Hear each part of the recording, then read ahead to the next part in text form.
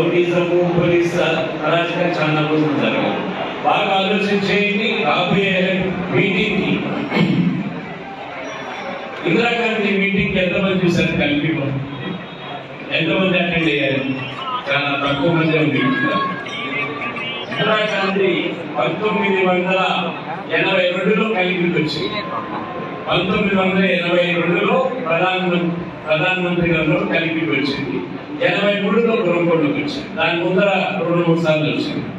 ఇందిరాగాంధీ తర్వాత మొట్టమొదటిసారి ఒక ప్రధానమంత్రి మన నియోజకవర్గానికి రావడం జరిగింది.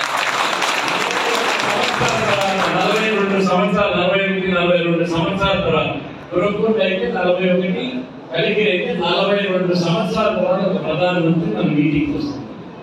ఆయన గౌరవానికి తక్కువ లేకుండా మీరందరూ కూడా పెద్ద ఎత్తున ఆ మీటింగ్ కి వచ్చి దాన్ని ఆశీర్వదించి మీరు ఆయన మనకి ఎందుకు వస్తున్నారు? ప్రధానమంత్రి ఏం ఓపెనింగ్ రావాలి, ఎందుకు వస్తున్నాడు?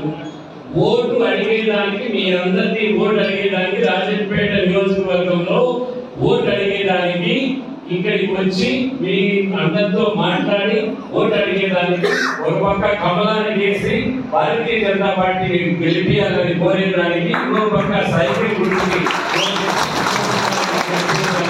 అడిగేదానికి ప్రత్యేకంగా ప్రధానమంత్రి గారే కలిగిరికి వస్తున్నారు మిమ్మల్ని అడిగేదాన్ని. దానికంటే అదృష్టం ఏముంది?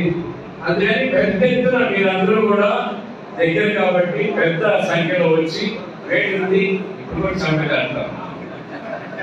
ఈ 7-9 రోజులు చెమటున్నా కూడా ఓర్చుకొని ఈ ఎలక్షన్ అయిపోయినాక చల్లగా ఉంటుంది. ఎలక్షన్ వరకు కొంచెం వేడిగా ఉంటుంది. వాతావరణం మారుతుంది, గవర్నమెంట్ మారుతుంది. ఖచ్చితంగా మళ్ళా మోడీ గారు పెద్ద మెజారిటీలో తెలుస్తారు. సో దీనికంటే ఎక్కువ చెప్పక్కర్లేదు.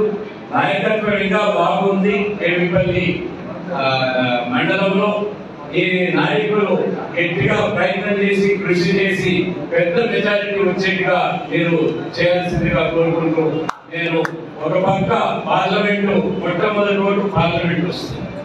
పార్లమెంట్ కూడా 2వ స్థానంలో ఉన్నాం. కమలం గుర్తు చేసి ఓటేయాల్సిందిగా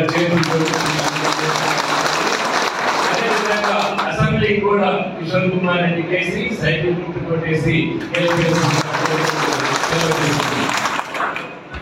అంతా ఇక్కడ కూర్చోండి. అందరికీ